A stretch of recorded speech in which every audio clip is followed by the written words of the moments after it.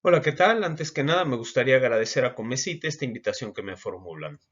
Referente al tema que me fue asignado, secuelas cardiopulmonares post-COVID a un año de pandemia, es un tema que debo decir algo. Al momento de hacer la revisión, verdaderamente me apasionó. Lamentablemente tenemos poco tiempo y me voy a ajustar al mismo, pero sí quiero comentar que es un tema vasto. No es suficiente con que uno vea pacientes COVID todos los días, que esté viendo el curso clínico, que esté viendo las manifestaciones que se presentan posterior a esta enfermedad.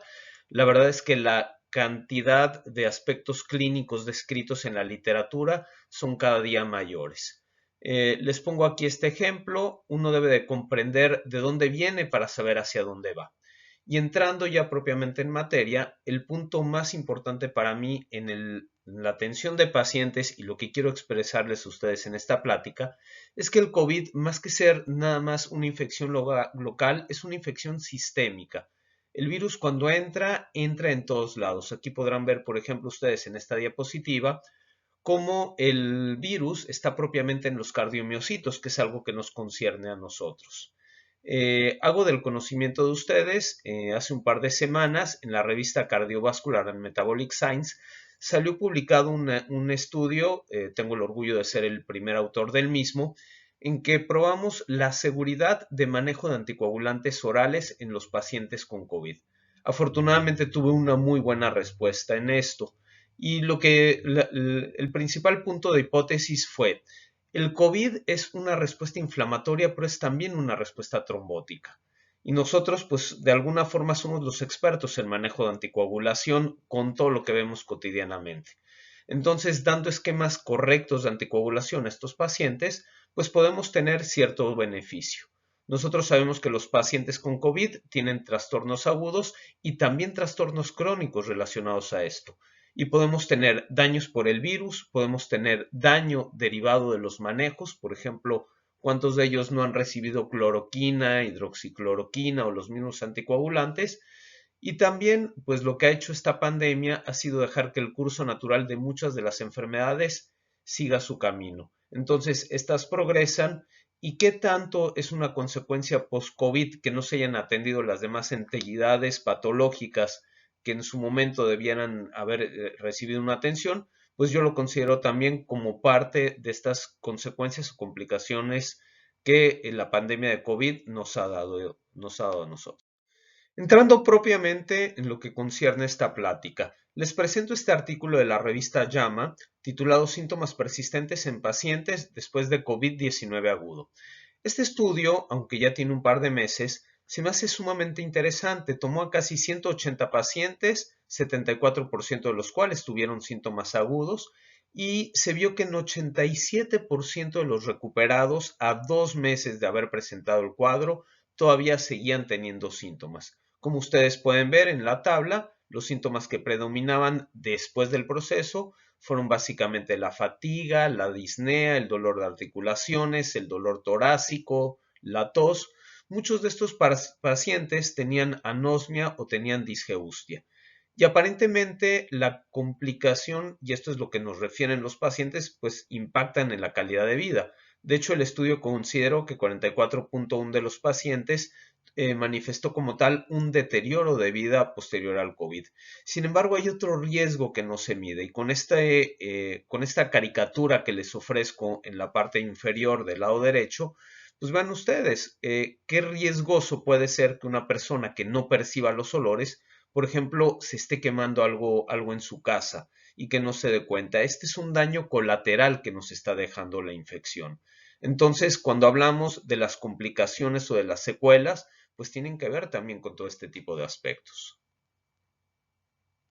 La Organización Panamericana de la Salud, desde finales del año pasado, había definido ya 3 grupos de pacientes o 3 grupos de secuelas posibles después del COVID. El primero de ellos eran las secuelas respiratorias, a lo mejor es lo más evidente después de la infección. Pacientes que tienen fibrosis y que tienen un patrón restrictivo. Aquellos pacientes, por ejemplo, epocosos de manera previa, se vio muchas veces que el EPOC afectaba más lóbulos superiores y el COVID tenía mayor afectación por lóbulos inferiores. En el grupo 2 vemos lo que nos concierne para esta charla básicamente, lo que son las secuelas cardiopulmonares.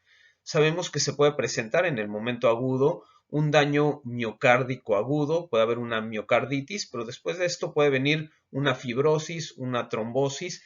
Es muy importante el elevado número de receptores de angiotensina que tenemos a nivel vascular y cardiovascular, que se ha visto también en estos pacientes, reducción en la fracción de expulsión. Hay un artículo que les cito a continuación, salió publicado apenas hace un par de semanas, donde habla de la alta prevalencia de arritmias que llegaron a tener los pacientes COVID. Sabremos si estas arritmias fueron por el mismo virus o si las arritmias quizás fueron consecuencia de los medicamentos que estaban tomando o bien de aquellas afectaciones crónicas que traen arrastrando los pacientes y que de alguna manera no fueron atendidos. Quizás lo que a mí con mayor frecuencia me ha tocado ver ha sido pacientes con derrame pericárdico. No he requerido hasta el momento de tener que hacer procedimientos invasivos mayores para esto. Es un derrame que finalmente dando diuréticos no ha comprometido la hemodinamia y lo he podido manejar conservadoramente. A la fecha llevo 5 pacientes con derrame pericárdico y todos ellos han tenido una buena respuesta. Y bueno, fenómenos tromboembólicos, los que quieran, descritos tanto por la misma infección y ahora, bueno, pues tenemos cierta controversia si la vacuna o no pudiera ser un factor que desarrolle este tipo de adversidades. Y en el tercer grupo tenemos aquellos que son las secuelas neuropsiquiátricas o neuropsicológicas, donde finalmente toda esta hiperinflamación, todos estos picos febriles, esta loquera de citocinas que tenemos dando la vuelta por el organismo, pues finalmente pueden actuar a diversos órganos y el cerebro pues no está excluido de esto. Y estudios, pues desde luego hay muchos, es simplemente cosa de meterse en la computadora y buscar. Sin embargo, este estudio a mí en lo particular me llamó mucho la atención, sobre todo por el alcance que tuvo. Es un estudio que se realizó con 2.616 pacientes, que se realizó en 69 países. Y acá era un estudio que buscaba ver qué tantos cambios ecocardiográficos tenían los pacientes COVID y si los hallazgos en el ecocardiograma condicionó cambios en el manejo.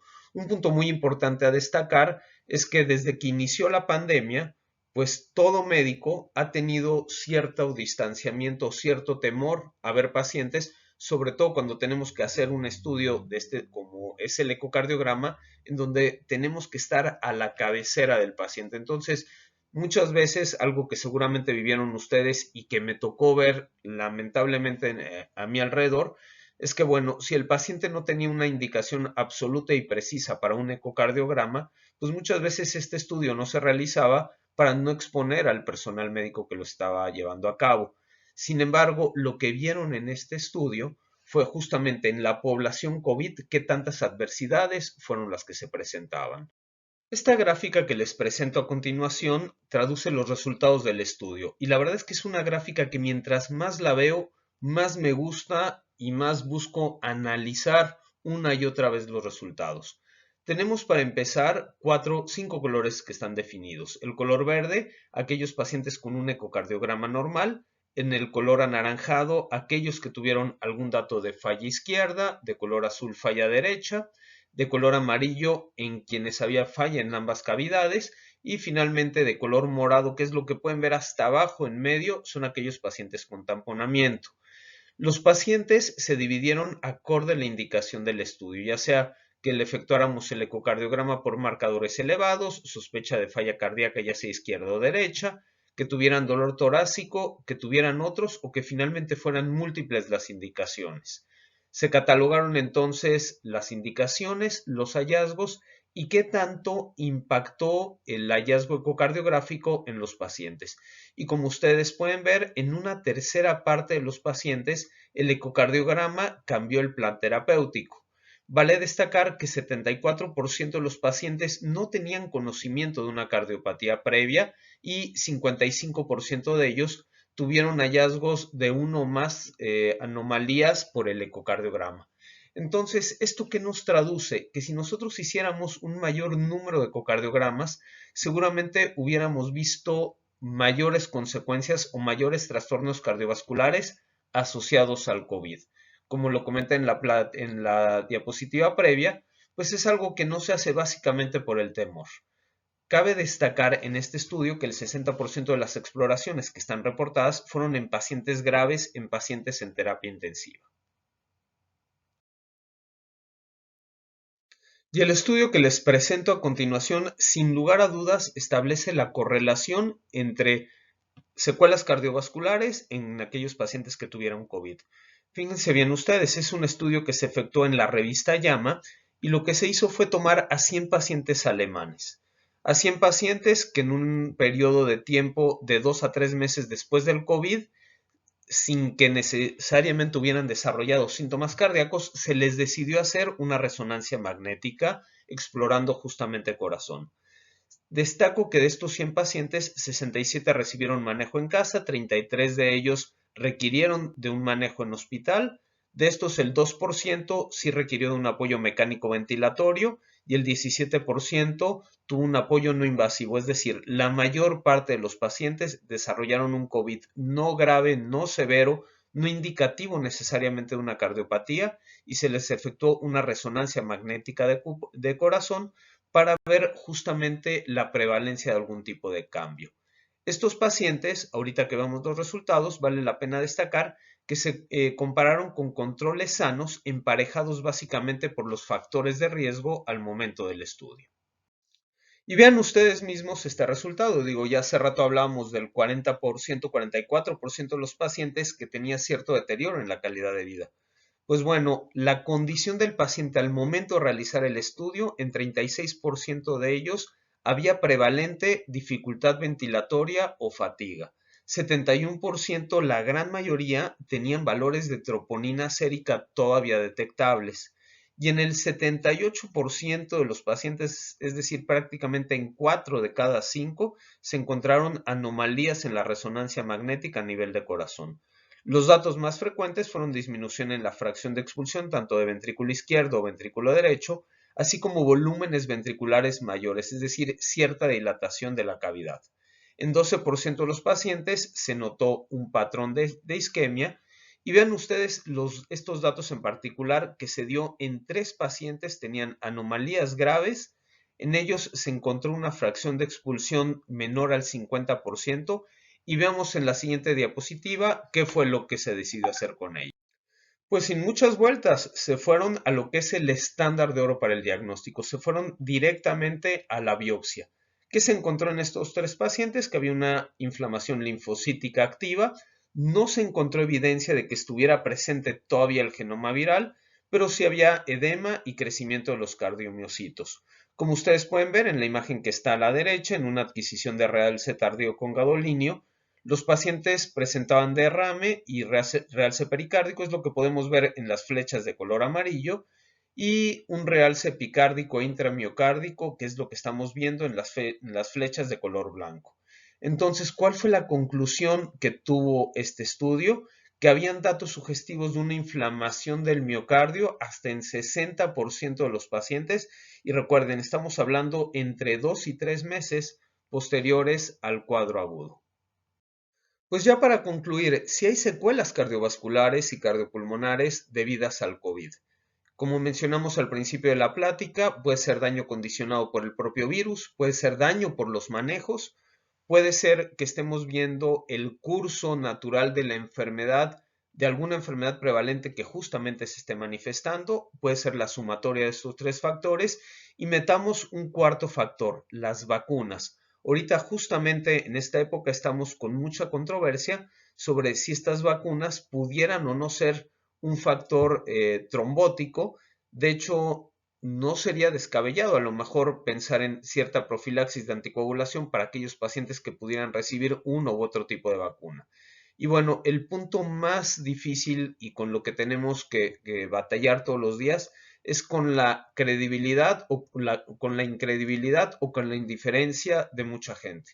Es increíble que un año de pandemia sigamos viendo, yo lo veo todos los días, a pacientes que dicen que el COVID no existe, gente que dice que por alguna razón muy respetable para ellos, que deciden, por ejemplo, no vacunarse. Entonces, pues bueno, lo que tenemos que hacer es seguir investigando, seguir con la mente abierta, buscando nuevos caminos y cuidándonos todos. Espero que esta plática haya sido de su interés y que estemos ajustados a tiempo. Comecite, muchas gracias.